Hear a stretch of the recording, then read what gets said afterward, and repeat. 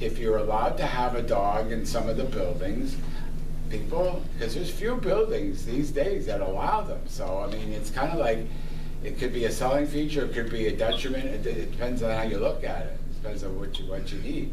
But, I mean, there's a high percentage of big owners that have dogs, and they should have dogs if they want them. But, you know, some dogs bark more. Some people, it's not enough to have one dog. They have to have two dogs, and those dogs bark at each other, or the wind, you know, I mean, it's just, so I think people's patience with the dog thing in general is starting to wear a little thin, you know, I mean, it's just, I mean, the dog owners, you just have to do better, I think. I mean, you have to pick up after your dog, you have to put it in the right place, not leave it for someone like Basil to come around and pick up your dog's mess, you know, I mean, that's not his job. He'll empty the container that is designated for dog excrement, but, I mean, he's not. All right, so why don't we take a vote? Yes, I'm sorry. So we're changing this a little bit more here, Yeah. because it's just not the pool deck. Well, yeah, but I mean, no dogs are allowed in a tennis court unless you need a dog to play tennis. Right? You're right, you're So right. then we're changing the wording here. But that's, we just, the topic was the dogs, but I included, well, not, I mean, we voted on it. We already voted on it. But I'm just saying, it was worth mentioning the tennis court because someone emailed me, he's like, you know, and showed me the picture of the dog, and the dog's, you know, taking a dump, you know, it's like, all right. So, all right, number 10. All in favor of the dogs. All in favor of the dogs not being on the tennis court. And also the pool deck. Aye. Aye, I'm a yes. That we don't have dogs on the tennis court or in the pool area because of health reasons and everything that you talked about. People need to be responsible with their pets. It's not the pet's fault. It's the people that have them. Right. Well, then, All right, and so- then each association should also remind their tenants. Yes.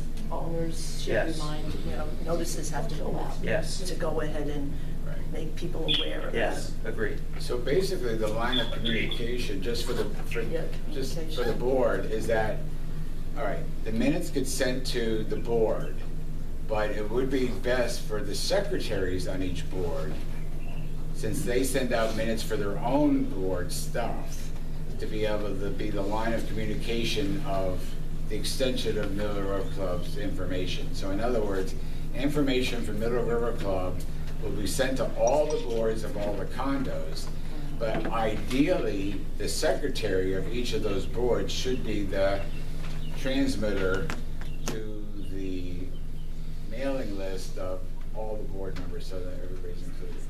Just like the treasurer. Now, just a little aside, I plan on having at least a quarterly financial report once we get the bugs worked out here, so that all of you know where your money's going, how it's being spent, why we can't do some things, and why we have to do other things before, and why we should be saving $15,000 to $20,000 a quarter, so that we're not, you know, robbing Peter to pay Paul when something comes up out of the ordinary. That's all. So I just want to add in that we probably should not allow emotional support dogs in the clubhouse either. Yeah. Service dogs, yes. Emotional support dogs should not be in here. That's true.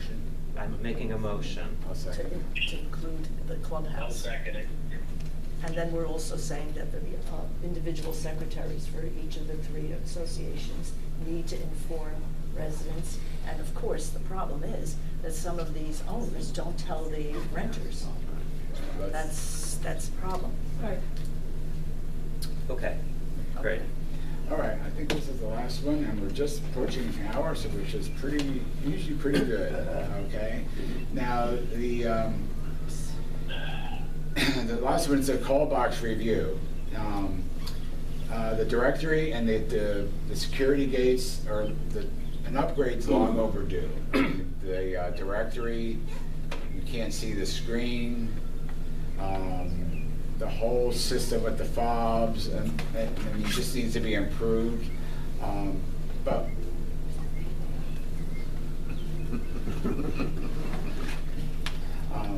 so really our only options as to when it will get done, but when it gets done is a we need money to get it done. So based on the zero money we have now, so we either have to special assess for the approximately $25,000 upgrade, or we have to save for it over a period of time, so maybe perhaps we don't have to do that.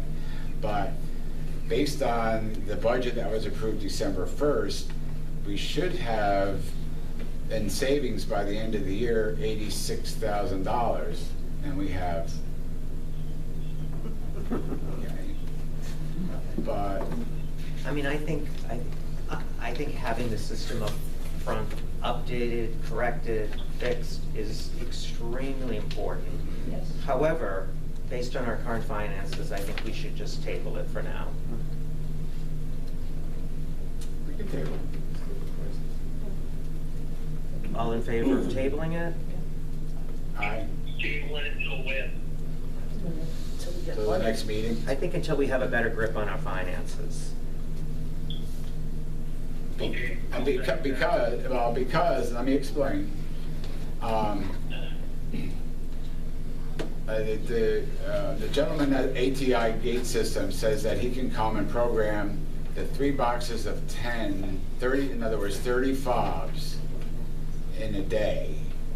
And we can have them on hand and available to the various condo boards or representatives, so that I have volunteered, probably crazy, but I mean, the contact number and email for the Middle River Club is riverterracemrc@gmail.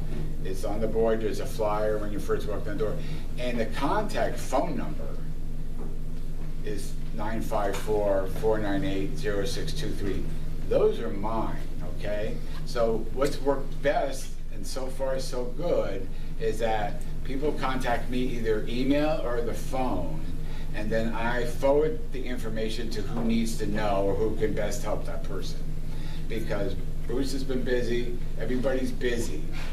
I'm busy trying to get my thoughts together, but it's still manageable. So I fielded emails from everybody and tried to direct the emails in the direction they need to go until things run a little more smoothly, okay? So if someone needs a fob, they can email me or call me, and we can arrange to meet in the clubhouse, or I can let someone in the building know, go see so-and-so, but there should be enough fobs that I can probably cover all the bases, as long as they don't get stolen or whatever. I mean, you gotta be in a secure place, but it should be accessible to all the board members to be able to get fobs for each of their buildings, basically. So they don't have to come to the clubhouse, or they don't have to look for me in particular.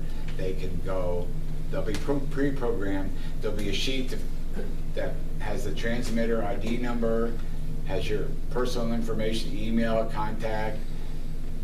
You know, just come with a $45 check, no credit card, no cash, no debit card, no IOU, a $45 old-fashioned check made out to Middle River Club Inc. for $45 to do the fob thing. So I have one left that's programmed, and the gentleman from ATI said that once he can meet with somebody that's allowed in the office, he can go ahead and program the rest of them so that we have them. And then at some point in time, I can enter the information on the sheet into the computer system. That will be changing, you know. So I mean, it's a little convoluted, but I think it'll get the job done, because people are losing fobs. People, whatever reason, they need another fob or need an original fob. I mean, whatever the reason is, I mean, we should have them available. It shouldn't be jumping through hoops to be able to get them. You know. And the same thing with the directory that you can't see. I have an old list that's got some of the names that have been entered into directory. So if you've been entered at one point in time in your life here in the community, you probably have a 3-digit code that corresponds to your name and your address that I might have available for you, don't know. But anybody new, I don't have a way at this time myself to be able to enter that into the directory to even give you a 3-digit number. So that is a challenge, and that's why we really should get this gate system updated as soon as it's possible. So, but in the meantime, it's frustrating because if you have guests come and they don't know your code, or you don't go down and open it, or you don't know your code, you know, whatever, it's, yeah, but that's kind of small potatoes in a way. I mean, it's inconvenient, but compared to some of the other things that we're trying to address, those are small. Okay, so I think that pretty much wraps it up as far as the agenda items go. And is there any other business that we need to talk about, Frank or Helen or Bruce? So I think one of the things that we should not necessarily talk in depth about, but keep in mind, but as River Shores is beginning to explore different management companies, I think that MRC, once River Shores is settled with who they pick, we should consider going with a management company as well, so that Craig, for the most part, isn't stuck doing all the work. It's just a thought. Plus also too, legality, because there's so many new laws coming into effect in July and then next year that you have to know all of this, because board Correct. members have to be certified. I know Craig is certified, I'm certified, but the rest of the board from River Shores is not certified. So, you know, that's a factor. Right. And I'm, you know, and of course, Middle River Club is so different, Right. you know, so you need some legal advice. It's also, I mean, it's you know. much smaller. Yeah. But I'm just suggesting we think about it, and once River Shores is settled, then revisit. Mhm. Yeah, I'd like to think about it. I have a few things to say about that. Actually, believe it or not, I do kind of like this kind of stuff. But I don't know if I like it. Like, right now it's like overwhelming because it's new. I mean, I was a flight attendant for 30 years. I took this stuff in college. I know the principles of accounting. I know how it's supposed to work, but you know, I'm on the learning curve as far as putting it into practice. But I'm generally a quick learn, and you know, every month that we put off, you know, getting a management company does save us about $2,000 a month. Because that seems to be between $1,500 and $2,000 a month seems to be about the going rate to have a management company for the Middle River Club specifically, because it's been priced out, and we've had one a while back that was $1,000. There were at that time estimates that they ranged around $1,800 a month, and then the last estimate, or you know, somebody threw out there was, and it's in the budget for $2,000 a month. It's in the budget. In other words, you're already paying for a management company in the budget, but the budget really doesn't mean much when, you know, the bottom line is you have zero in your bank account. It doesn't matter what the budget is. I mean, you either have the money or you don't. You know what I'm saying? So, so I'm thinking myself, and this is since you know, I'm taking on this. I guess it's sometimes a burden, sometimes not so much a burden, but you know, it could save $2,000 a month on average every month that we don't have a management company. But I do have a life. You know, I want a life, or I want my life back.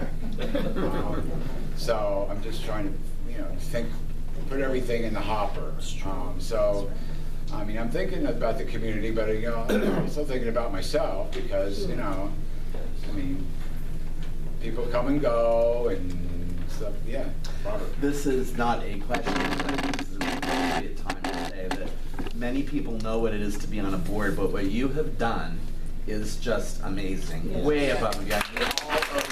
A huge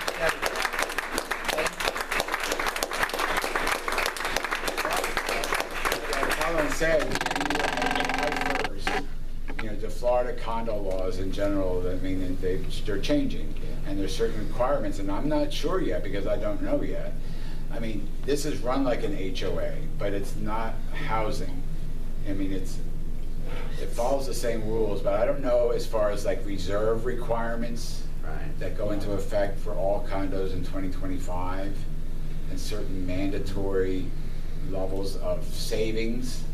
Reserves equal savings for projects that are over $10,000 and to replace or do or fix. I'm not saying you should. So I don't know about that. I mean, I don't know if we're required to do a reserve study on the Middle River Club. I mean, it's such a small operation, but there's a handful of things that are big items, like the pool and the roof and, you know, some things that need to be saved for. Or, and right along, it's been, you know, basically decided that, you know, if there's something major, that each of the condos take on the responsibility to assess their residents for the amount that is required for the special assessment for the project kind of thing. But I don't know if that's going to be possible down the line. I think the law might be changing regarding that to be able to waive reserves. I don't know what I don't know yet kind of thing, you know, so it might be under a different umbrella, because this is a non-profit. It's a clubhouse. It's not a residence. So there might be slightly different rules on that, but I don't know yet. And that's why a management company that would be abreast of all this and legally responsible for all this knowledge and the financial reports, because between merging an old system of QuickBooks and a previous information with new information, and then having to hand that over to a CPA at the end of the year to give them what they need to do the annual financial report. I mean, there's a lot going on, so it might come to a point where, you know, maybe it's something, maybe I bit off more than I could chew, but I don't know that yet. So far. Doesn't look like it. Well, I don't know, because, you know, it just, in all honesty, I mean, you know, Bruce works and he's put in a lot of time doing this. Helen has put in a lot of time, but she is not here all year.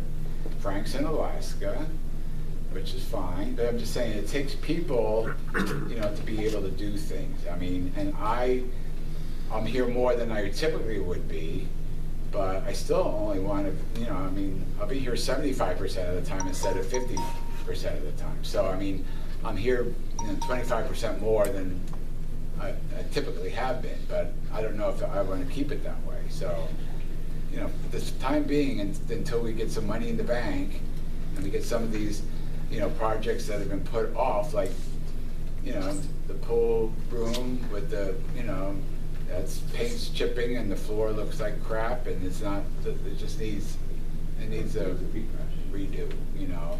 It doesn't need, take everything out and can it and buy all new. It means make it better than it is, because when real estate agents come in here to show property or, you know, whatever, I mean, the pool is real attractive now. I mean, it looks great now. They didn't last year, but I mean, it looks good now. And so that's one of our, you know, prized possessions. And then, but they walk them through the clubhouse, which is nice. But then they get to the pool room and the gym, and it's like, all right, you have a gym and a couple pool tables, but, you know, doesn't really match the nice pool and a nice clubhouse, you know, so, but, so, it all comes back to money, you know. So if I put off having a management company another month, that's another $2,000 that could be used to do that. I mean, yes. Okay. I just wanted to remind the board that in that community meeting, Yes. some young lady suggested flipping Yes. the fitness I did center and the inquire pool about table. I that. just didn't want that forgotten about. No, it's not forgotten about, but you know, those tables are slate. And they're very heavy and they're expensive to re-level and do all that. So, for the amount that, I mean, that's a great idea. No, but a new floor would require Well, maybe. something.